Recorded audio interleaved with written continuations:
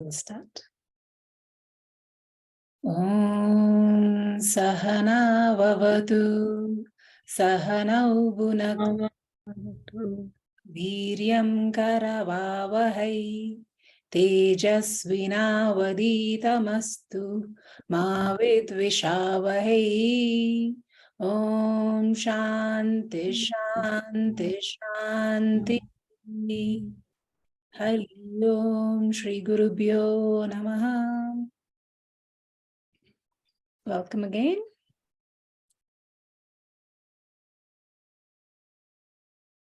Yes. So this is going to be a very simple class because meditation by itself, contrary to what many of you might believe, is actually very simple. It's just coming back to silence, coming back to yourself. And while all of you have been brought here under the pretext of being taught meditation, the truth is no one can actually teach you to meditate. You cannot find steps to meditate because it's not any kind of doing at all. It's a meditation is a happening. It happens naturally by itself. So all we're going to learn to do here today is see some preparatory steps to quieten the mind and see how that can let the meditation happen. Now, I also included pranayama in this session. Why is that? Because pranayama is a technique which can help you quieten the mind. The ideal flow would actually be you start with some asanas and then do pranayama, and then you sit down to do this concentration exercise and then let the meditation happen by itself. But we don't really have to. Teaching everyone asanas would be a much, much longer process. So we're going to start with pranayama at least. Right. So first of all, let's take a minute all to arrive at this space. So just close your eyes, relax.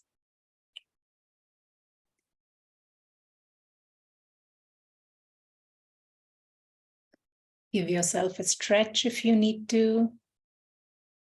If you're feeling any physical tiredness from the day, you can stretch out your arms. Rotate your neck if you need.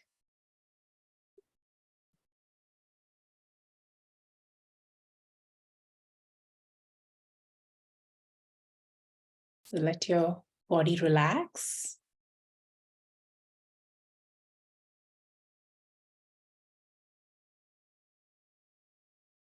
Check, scan your whole body for any signs of tension. And let it release. Take a deep breath in. And as you exhale, release any of these small tensions that you identified.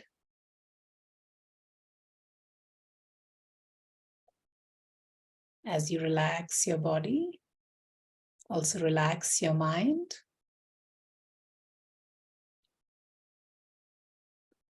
Leave behind all the thoughts of what happened so far today,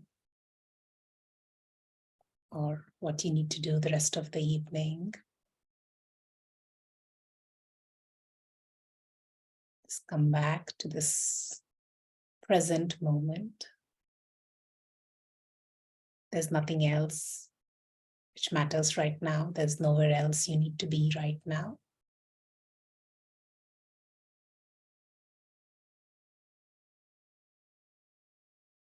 Everyone take a deep breath in and exhale. So we will chant 3 ohms together, breathing in together.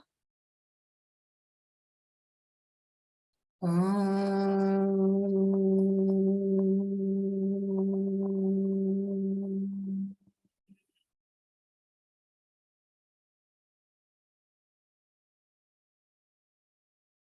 Om.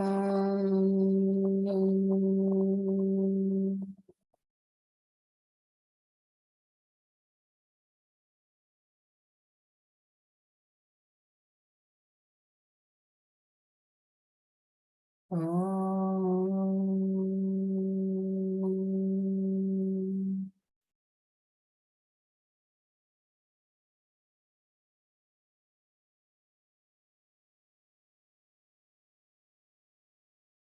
So we'll start with pranayama first. What exactly is pranayama? Right, prana refers to not just our breath, but the vital energy of our physical as well as the subtle bodies. And ayama means control or extension. So by managing or extending our breath, we extend not just our life, but the quality of our life. You would have all noticed the physiological connection. What happens to your breath when you're angry or agitated? It becomes short and quick, yes? And what happens to your breath when you're feeling relaxed, happy, content? It becomes deeper, longer, softer. So just as our mood, our psychological mood at that point affects the breath, we can also reverse engineer this.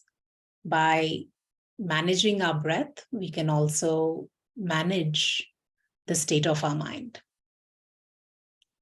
So it's believed that 9 out of 10 adults today use only 1/3 of their lung capacity. And this 1/3 is now filled with scar tissues because of the pollutants we're exposed to and overusage of just that little bit. When you start learning and practicing pranayama, you will basically triple the lung capacity that you use. This means more oxygen enters your body and more toxins get eliminated. And this obviously will have both physical and mental benefits. It will mean more mental clarity, calmness, more physical energy, more prana for our bodily functions like digestion and circulation. So let's start off with a very simple technique. We call it the right abdominal breathing. Have any of you observed a baby sleeping? What do you see? Both the hands are up usually. Okay, and they are sleeping very with peace. They are in peace when they are sleeping. Right. They can sleep even in loud noise. Sound and everything don't bother them. Have you observed what happens to the belly of the baby when they're sleeping? It goes by inhaling, it goes up, it opens up, and when you breathe out, it goes inside. Right. So anytime we see a baby sleeping, you can very visibly see their abdomen moving up and down. So this is how we were supposed to breathe, but somewhere around the age of 5, we started sitting up more. All the other stressors started creeping in, and our breaths became more shallow and faster than they should. So what we're going to learn to do right now is remember to breathe like we did when we were babies again. It's as simple as that. So I don't know if you can see, basically, you can just see what happens to my belly, right? When I breathe in, I'm just going to demonstrate because I can't demonstrate and do it at the same time.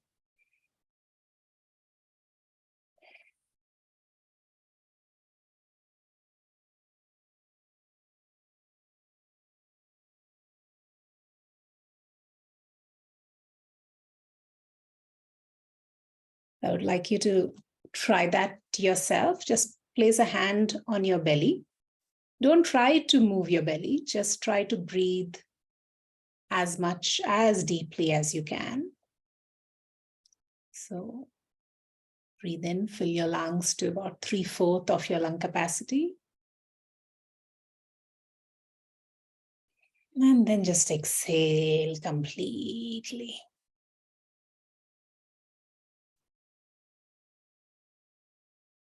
At your own pace. Just breathe in deeply. Feel your abdomen expanding by itself. And exhale completely. And notice how your abdomen contracts.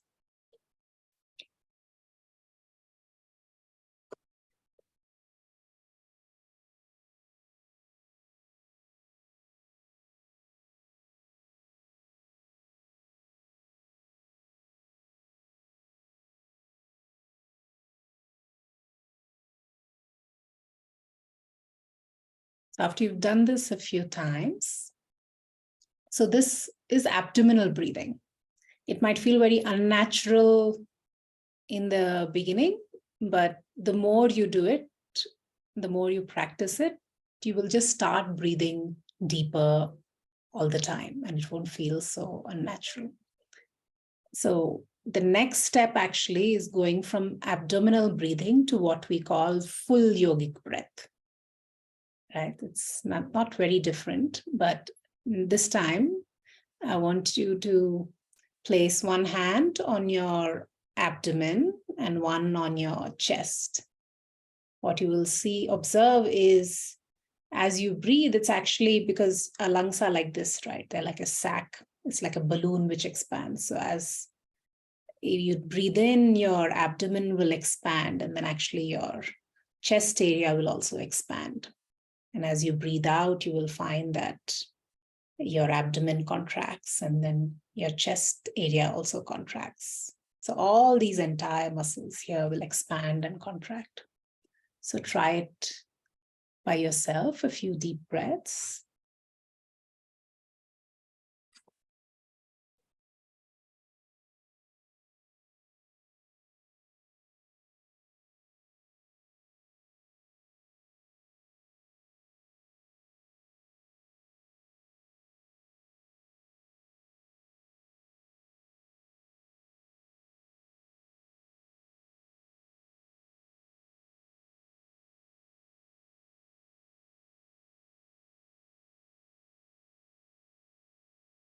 Okay. So this time you would have noticed, did you notice anything about the difference between the inhalation and the exhalation? Did you notice that the exhalation was much longer? Right? So it's not, giving a count is not necessary, but just to give an indication of that for a few rounds, I will give you a count. So just breathe normally. And I will start giving count for inhalation. So first exhale fully. And then inhale, Om 1, Om 2, Om 3, Om 4.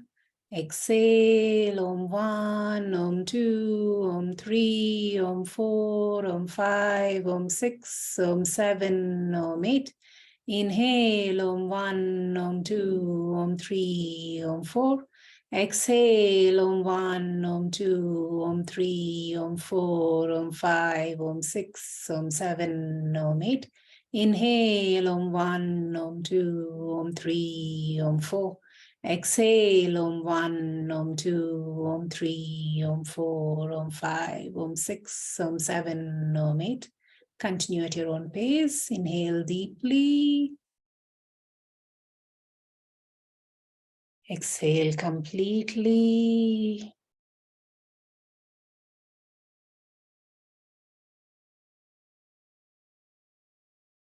Inhale, filling up your entire lungs.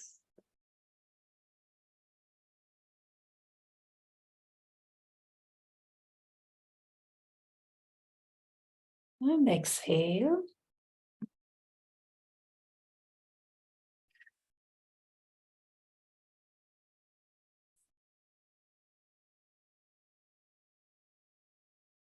Can you hear the music from outside, or it's okay? I think there is some kind of wedding next door happening. No, we can't hear. Okay, great. Okay, so this is it. You don't always have to put your hands there. This was just to indicate. So the ideal position for when you're doing pranayama or meditation is, if you feel comfortable, you can sit cross-legged on the floor. But the most important thing is your spine should be erect. So if you're not comfortable in that way, you can also choose to sit in a chair where your back can be straight, because you don't want to be uncomfortable or be in pain while you're doing any of these things. So that would beat the purpose. So make sure you're comfortable, have your spine erect however you can. Your hands can usually be in chin mudra, which is like the thumb and index finger touching and gently placed on your knees. We try to keep our chin parallel to the floor. We keep our shoulders relaxed and gently rolled back. And we keep a gentle smile on our face.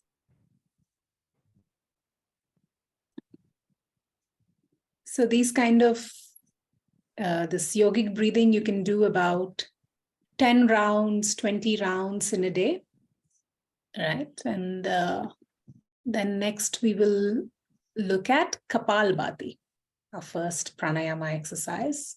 So yogic breathing is not really a pranayama even, it was just to indicate what is the right way of breathing. This is how we should aim to be breathing all the time. So whenever, you can be mindful about it when you're not really doing anything much, just taking a walk or anytime. So just always be mindful of how is my breath and try to deepen that breath. And you can definitely also use it in situations where you find yourself, agitated or disturbed, to come back to a calmer state. So Kapalbhati literally means shining skull. Okay, so so I will again demonstrate. What we are doing in Kapalbhati is we are just focusing on forceful exhalations. Okay, and the inhalation will just automatically happen. So we're not thinking about the inhalation, we're just focusing on the exhalation. Okay, so what will happen is my stomach will move up and down. I'm not trying to move it, but because I'm exhaling forcefully, it will just happen.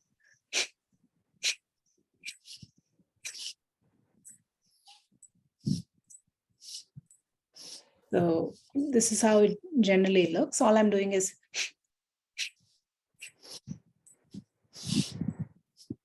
I'm just exhaling forcefully, and the inhalation will happen.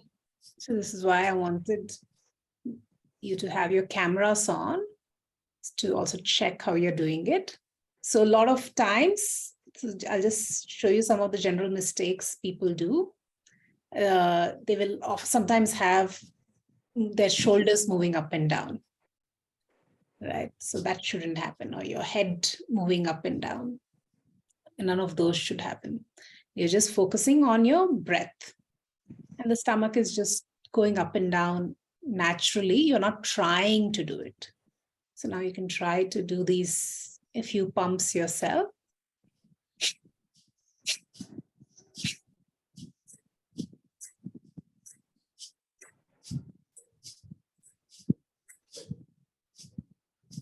Okay, also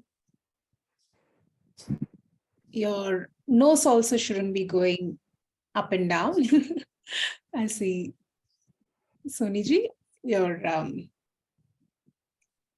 so nothing else should be moving. You just, so if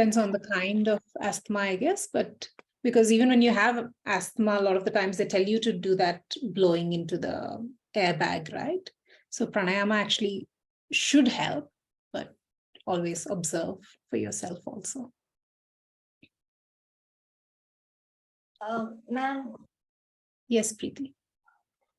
the person who has the high cholesterol and the bypass surgery, that they can also do this, or any restrictions of doing this? High cholesterol should not be a problem. Bypass surgery, any surgery, it would depend when they had the surgery, what is the nature of, at which stage of recovery they're in. So if they shouldn't be putting pressure, if it's very recent surgery, ideally you shouldn't put pressure. Like, so if I had an abdominal surgery, I shouldn't even be laughing too hard. Right. So it depends which stage of recovery they're in. If, I mean, they had the surgery, but they're fine now, they could, but otherwise you can do the gentler pranayamas. Okay. Yes. Someone. Yeah. iPhone, Just want to ask, for the asana, you need fasting for 2 hours, yeah? And for pranayam also you need fasting? Not, I mean, at least 1 hour, we say, would be ideal. So, but yeah, it's because also, I mean, you shouldn't, even for meditation, you shouldn't just, if you try to meditate right after eating, you'll just feel very sleepy and you'll fall asleep. It's not a great idea. Ideally, we'll talk about the best times to meditate and all that, but definitely in the morning is a great time as you wake up. Okay, thank you. So I have a question. Should we do the meditation first and then followed with the yoga and exercise, or first do the No. exercise? First exercise. So actually, yeah, I know that's how we do it sometimes in Shivananda Ashram. But the ideal is actually asana, pranayama, and then sit down in meditation. The reason we do it like that in the ashram is when Swami Vishnu went to the West, he found that people were leaving the class after the asana. No one was staying back for the pranayama and meditation, which is why he switched it around. But that's the only reason. The ideal way when you're doing your own practice is do asana, pranayama, and meditation. Thank you. But even now they do the pranayama before, right? Yeah, but that is the reason. Because it's a class. Even when they teach it at the centers, it does happen that, when people attend the asana and then they leave. And also, it's also a little different because there is another reason also for it, because when people enter, I mean, in an ashram environment, it's different, but at the centers, when people are coming in after a busy day, right, they have so many things in the mind, you need something to also relax the mind quickly first. So that's why we start off with pranayama, and we don't generally do meditation at all in the Shivananda practice, right, in the centers, but we end with a yoga nidra, which is sort of a guided meditation.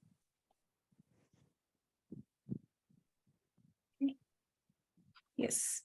So let's very quickly look at, because Are you able to hear me? Can you hear me? now I can hear you. Please tell me. Yeah. So my question is on the retention breathing.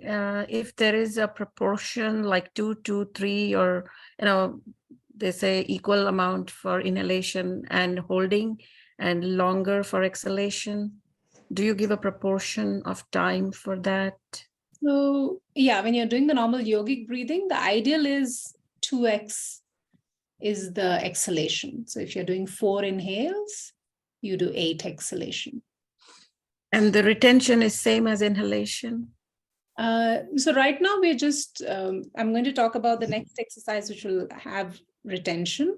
But right now we just did retention was not part of the pranayama, right? I mean, it was just, we did one round of Kapalbhati, then we did retention. So we did 60 seconds, or you can do 30 seconds or 45 seconds, however long you can. There are specific pranayamas that we will talk about, which will have an exact count of retention. So the next pranayama is actually Anulom Viloma, which has inhalation, retention, and exhalation.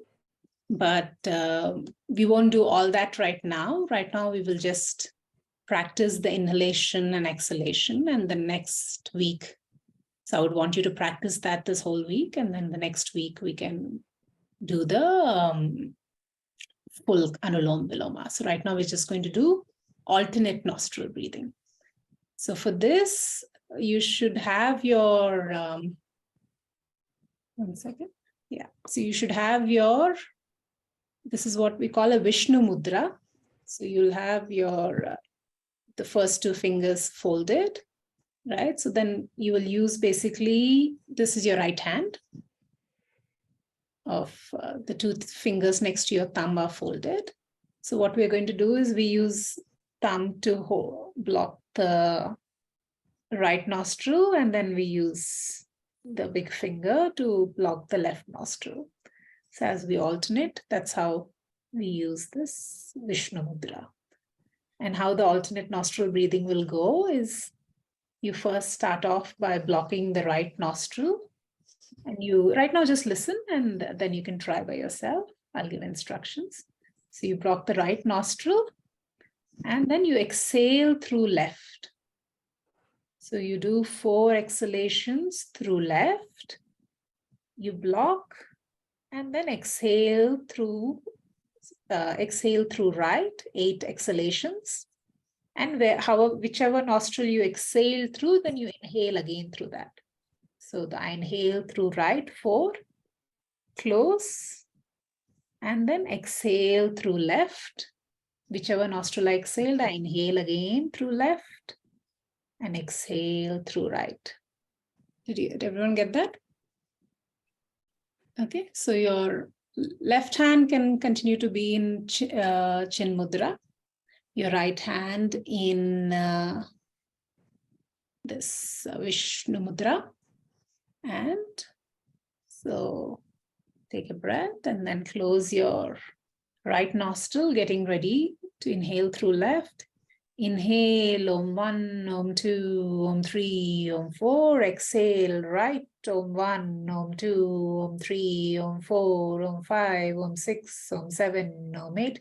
Inhale, right, Om 1, Om 2, Om 3, Om 4. Exhale, left, Om 1, Om 2, Om 3, Om 4, Om 5, Om 6, Om 7, Om 8. Inhale, left, Om 1, Om 2, Om 3, Om 4. Exhale, right, Om 1, Om 2, Om 3, Om 4, Om 5, Om 6, Om 7, Om 8. Inhale, right, Om 1, Om 2, Om 3, Om 4.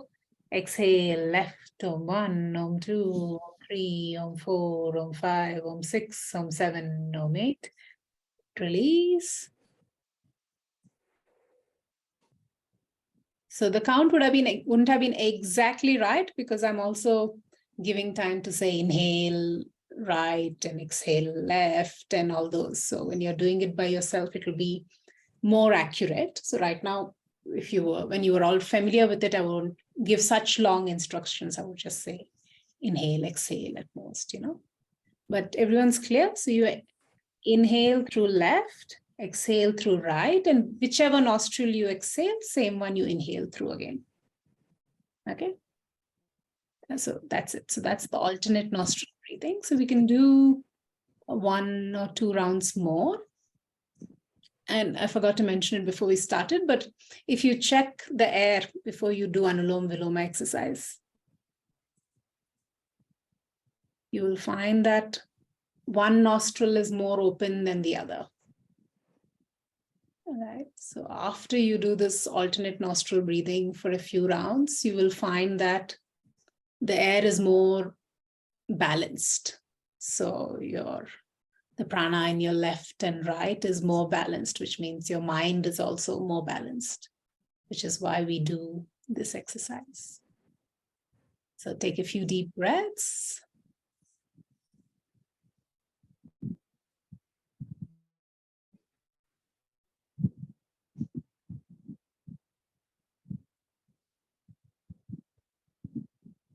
And inhale left on 1, om 2, om 3, om 4. Exhale right on 1, om 2, om 3, om 4, om 5, om 6, om 7, om 8. Inhale right on 1, om 2, om 3, om 4. Exhale left on 1, om 2, om 3, om 4, om 5, om 6, om 7, om 8. Inhale left on 1, om 2, om 3, om 4. Exhale right om 1, om 2, om 3, om 4, om 5, om 6, om 7, om 8. Inhale right om 1, om 2, om 3, om 4. Exhale left om 1, om 2, om 3, om 4, om 5, om 6, om 7, om 8. Inhale left om 1, om 2, om 3, om 4. Exhale right om 1, om 2, om 3, om 4, om 5, om 6, om 7, om 8. Inhale right om 1, om 2, om 3, om 4. Exhale left om 1, om 2, om 3, om 4, om 5, om 6, om 7, om 8. And release. Take a few deep breaths.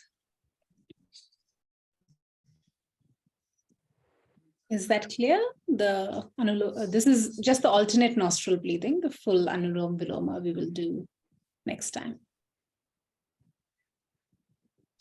Okay, so let's just now briefly, we don't have too much time, so we won't actually do a meditation session today, but we will just introduce it.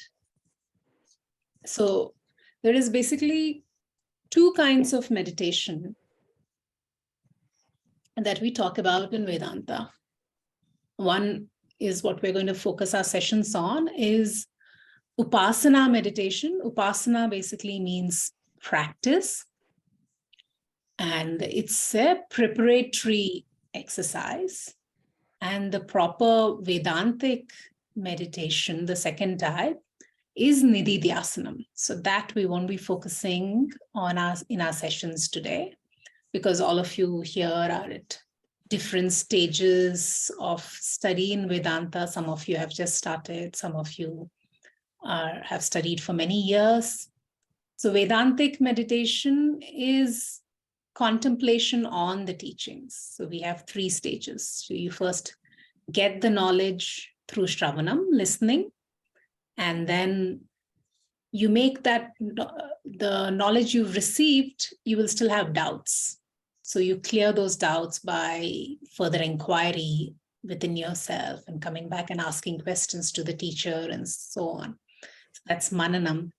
That will give you doubtless knowledge. But after that, you will still have, you won't completely enjoy the benefits of that knowledge because you will have your habitual tendencies.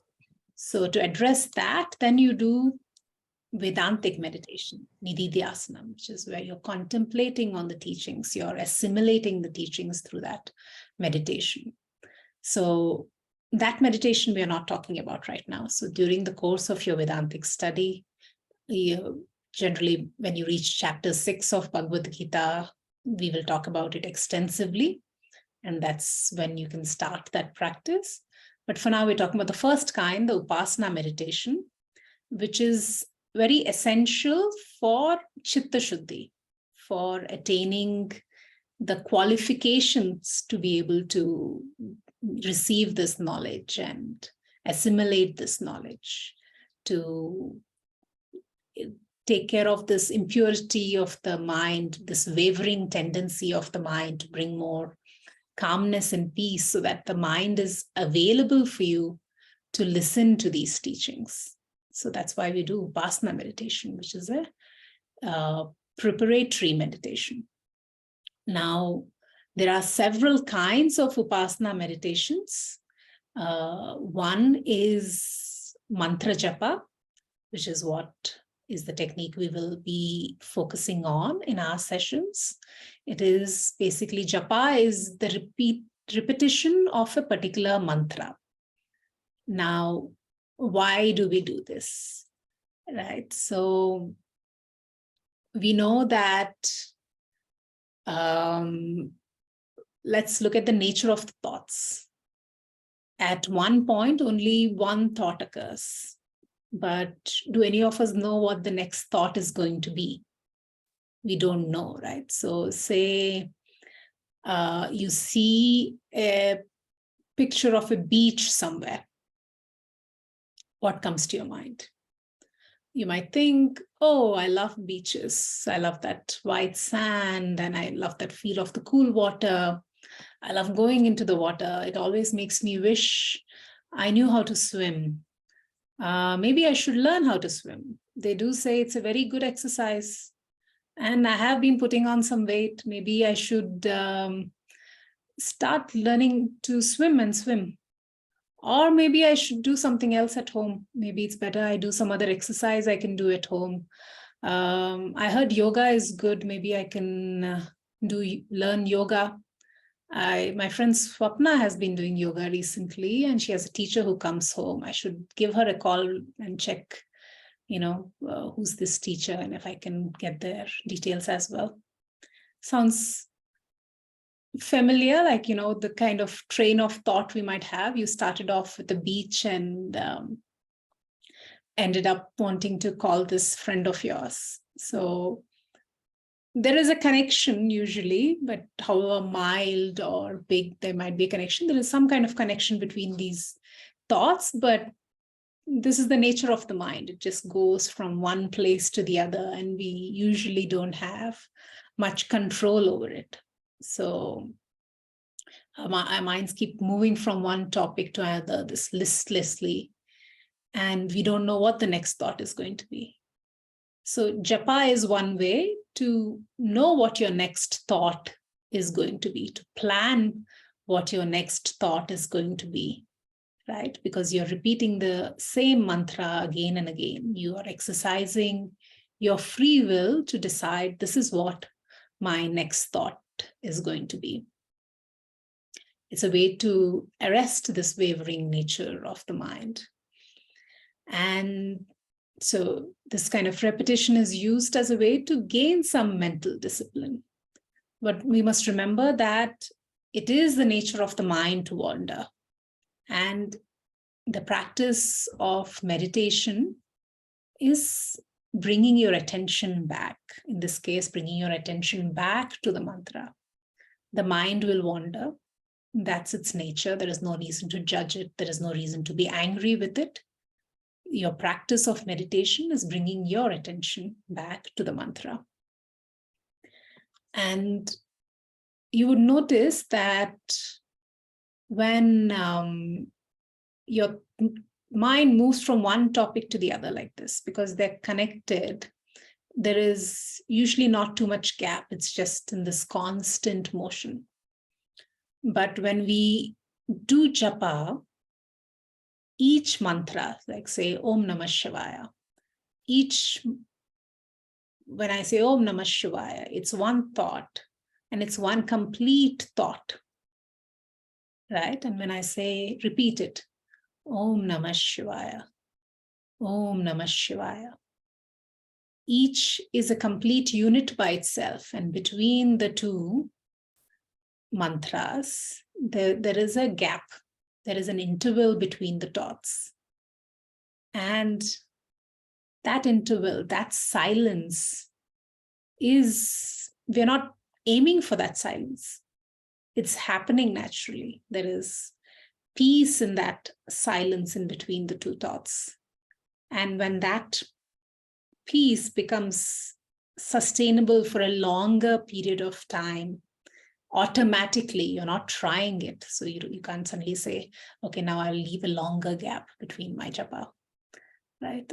It's not that. You would just be doing your japa, and at some point it will happen, this silence.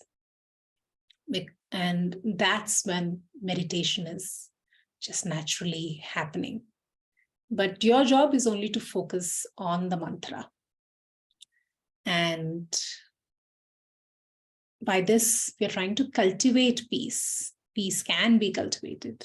Yoga is often described by, it's described by Patanjali as chitta vritti nirodha, cessation of the mental fluctuations of the mind. So that's what we're doing here. And so we'll talk more about it in the next session. But for now, I will show you some simple mantras that you can pick. Where is this?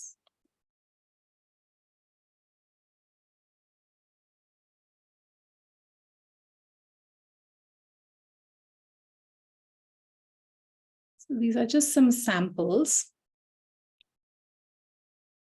Right. So the way to usually pick a mantra is if you have a Ishta Devata, a deity that you like, you can try to find a mantra to do with that deity.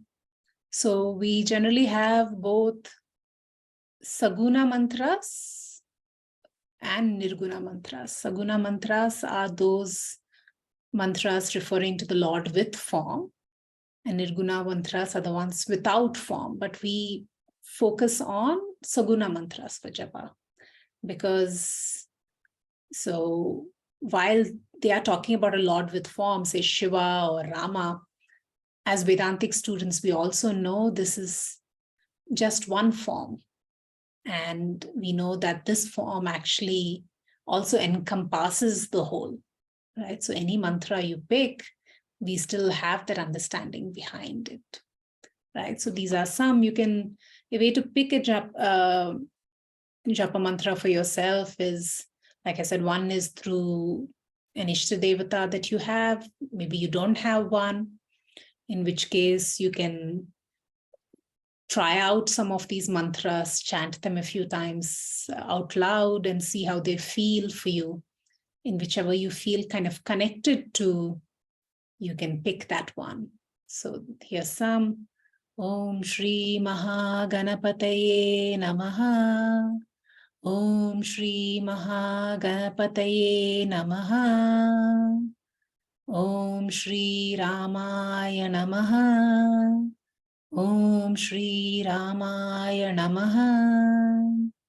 Om Namah Shivaya. Om Namah Shivaya. Om Namo Bhagavate Vasudevaya. Om Namo Bhagavate Vasudevaya. Om Namo Narayanaya. Om Namo Narayanaya.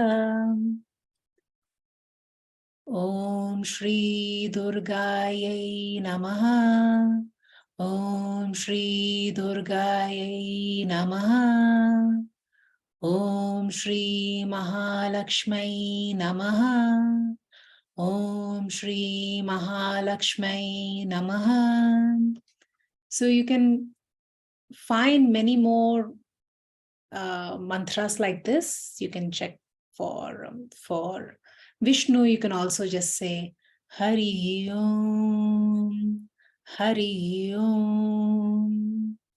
So I can pass this document on to you later for you to pick one, or you can search also. So we can also do a random word, right? Why do we pick a particular mantra? Because all Sanskrit mantras also have very powerful vibrations. So you will get a lot of benefit from just chanting that.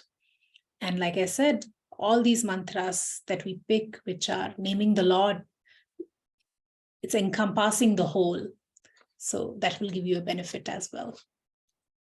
So pick a mantra which resonates with you. There is universal mantras like Om, which we don't recommend for those beginning on this journey to use right now.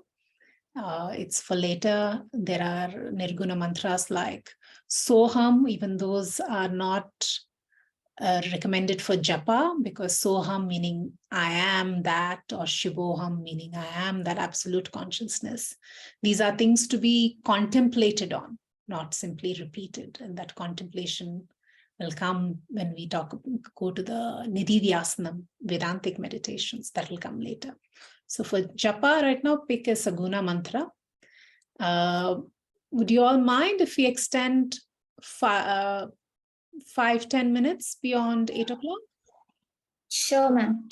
If needs to leave, it's okay. So now I will just guide you into a simple meditation, and I will just let you meditate, or let you do this japa for 10 minutes, right? So again, you can all stretch out your legs if you need to.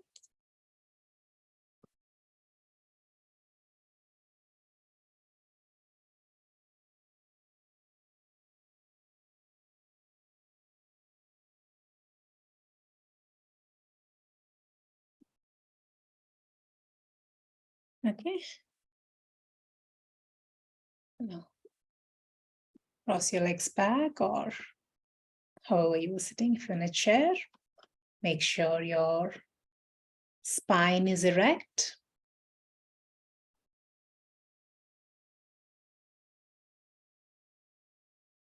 Let your hands be gently resting in Chin Mudra on your thighs. Have your chin parallel to the floor, shoulders roll back and relaxed. For the next 10 minutes or so, you're going to slowly withdraw your outer senses. Relax your body. Relax your face.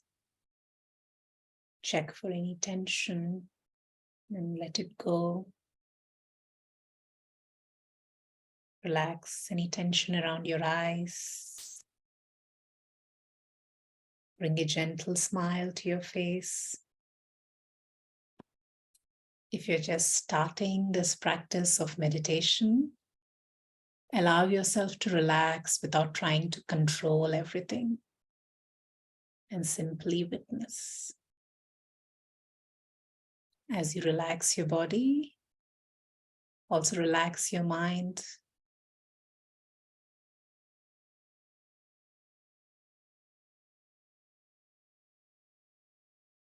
Become aware of your breath, that precious prana.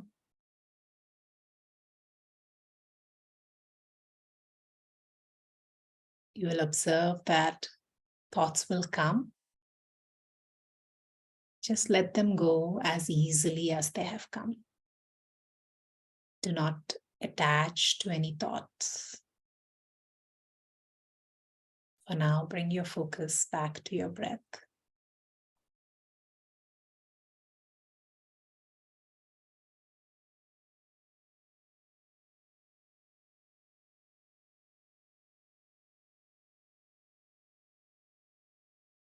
You can bring your concentration to either the point in between your eyebrows, your third eye, or your heart center. Pick a point of concentration which feels the most natural to you.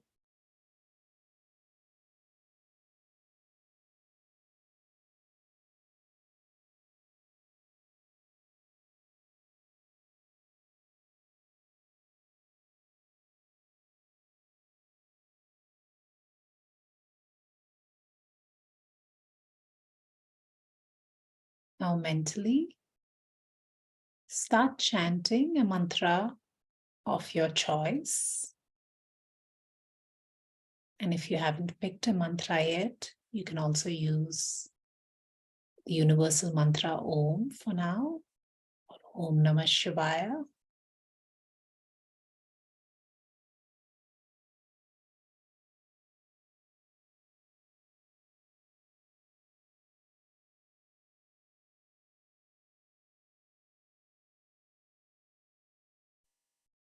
Keep gently chanting your mantra.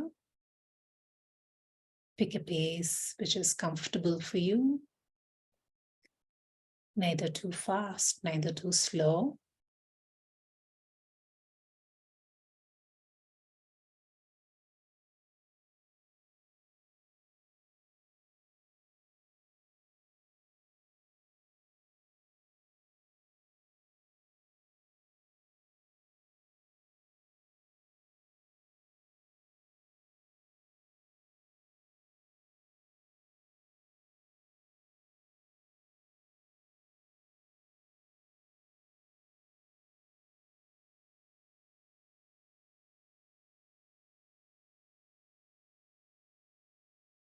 If thoughts come, don't try to push the thoughts away. Just very gently refocus your attention on the mantra.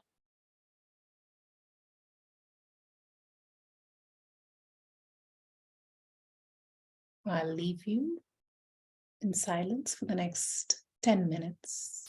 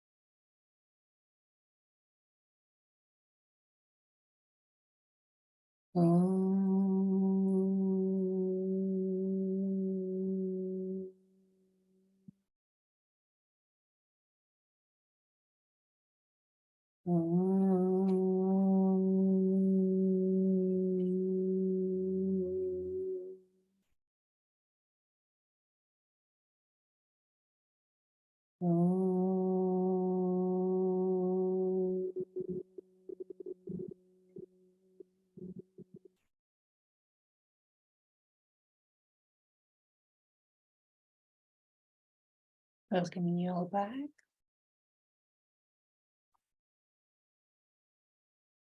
So generally, after you finish meditating, you can stop chanting your mantra and continue to keep your eyes closed for a minute or two more.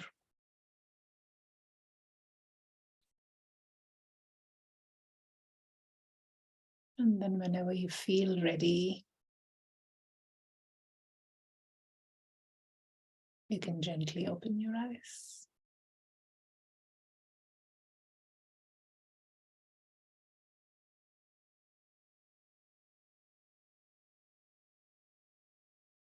So we'll talk more about what are the challenges one faces. You will all, if you start the practice, you will all come up with your own questions also, I'm sure. But for now, the important thing is just to start and be consistent, right? So pick a time and that you think you will be able to do it every day. Ideally, morning would be ideal. Twice a day would be best. Whether I would recommend 20 minutes twice a day, but if it feels like too much for you right now, pick 10 minutes or 15 minutes, whatever it is convenient. But consistency is the key. So if you decide you're going to do 15 minutes twice a day, make sure you're doing 15 minutes twice a day. Right? And you don't need to keep an alarm or anything. I would suggest keep a watch in front of you, ideally not a mobile, and your body clock will start working. So initially, if you think about 15 minutes or 20 minutes, if you've decided your 20 minutes have passed, you can very gently open your eyes and look at the time. If it's not passed, then close your eyes and continue meditating again. If you overshot the time, no problem.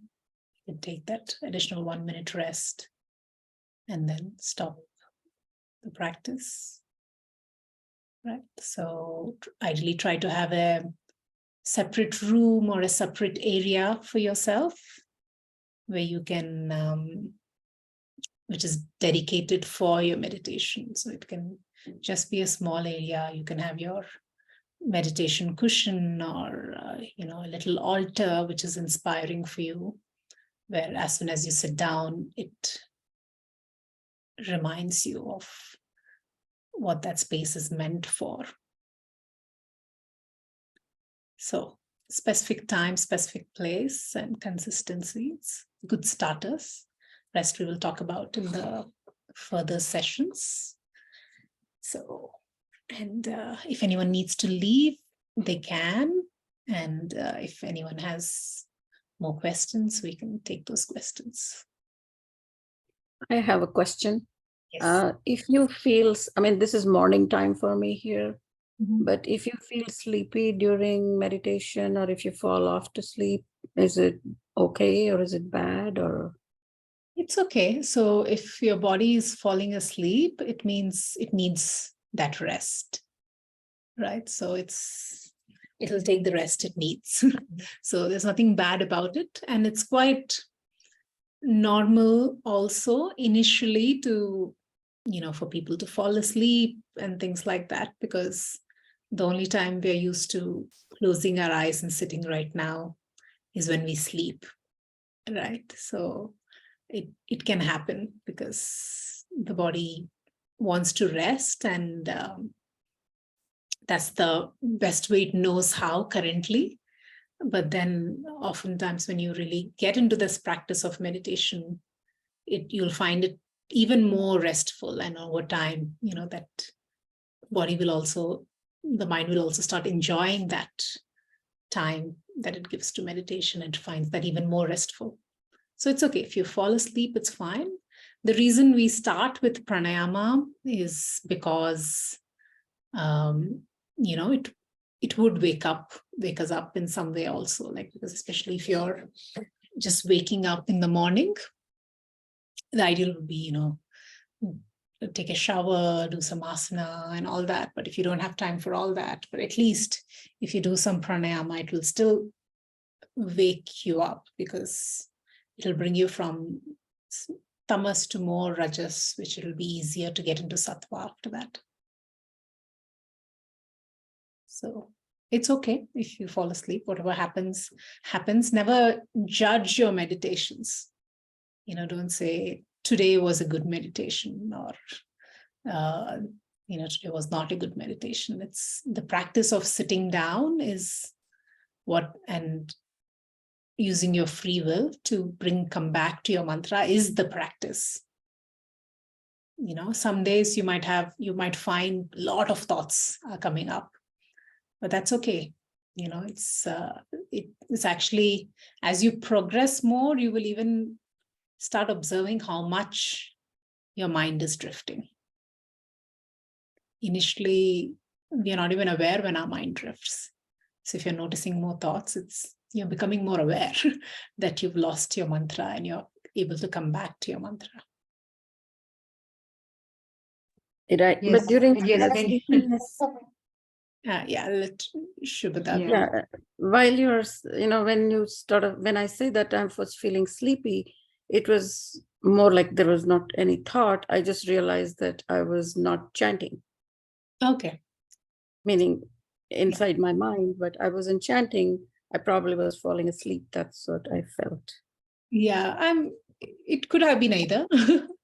You won't know. The difference between sleep and meditation is awareness. There is awareness. So even the thought, I'm not having a thoughts, is possible because there is awareness. And whenever that happens, again, whenever you notice either lack of thoughts or some other thoughts, you just come back to your mantra. Yeah, Jupitaji? Yes, many thoughts coming, and then when trying to focus it, like sweating also keeps me. Sweating? Sweating. Oh, okay. Maybe it's hot where you are. Right, yeah.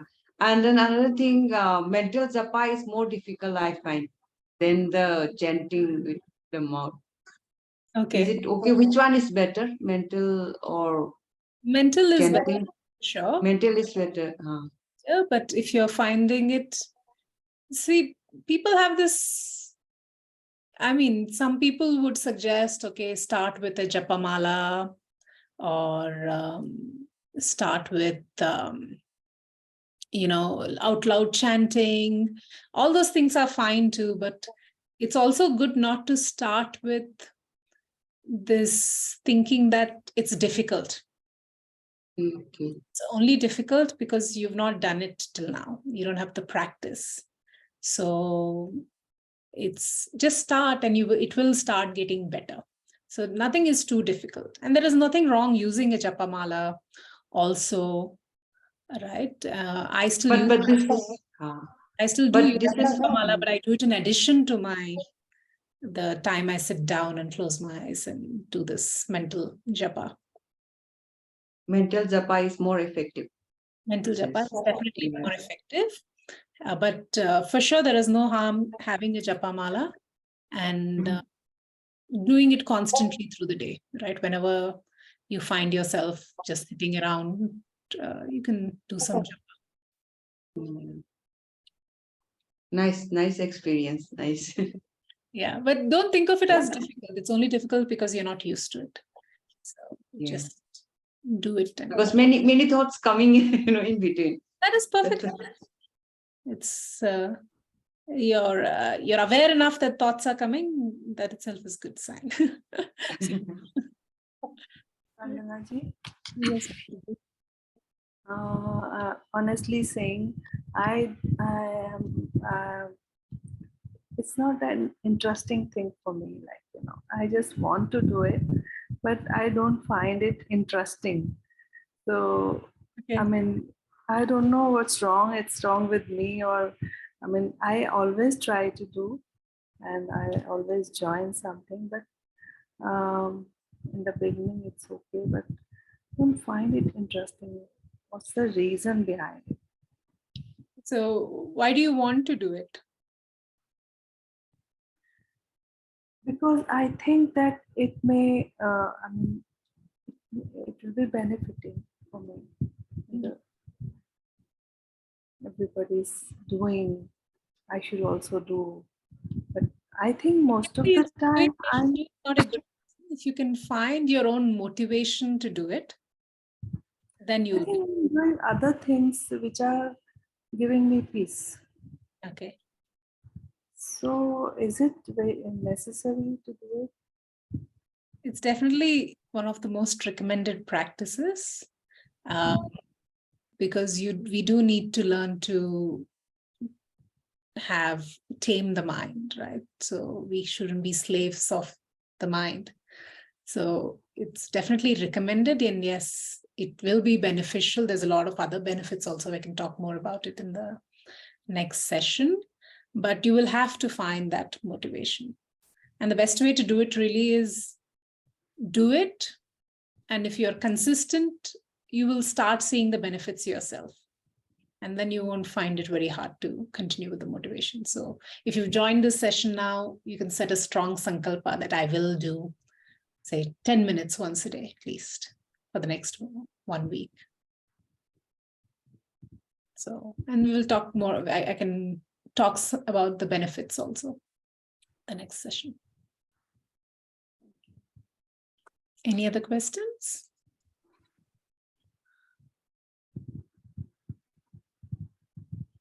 Okay. We can end this session. Thank you all so much for joining. Om Purnamadah Purnamidam Purnat Purnamudachyate Purnasya Purnamadaya Madhaya Vashishyate. Vasishyate. Om Om Shanti Shanti Shanti Shanti. Shanti. Hari Om Tat Sat. That's it. Have a good night, everyone. So, thank you. Thank you, Spandanaji. Speak. Thank you very much, Vandana. Thank you. Very nice. Thank you so much. Thank you, This was very everybody. helpful. Thank you. Thank you so much.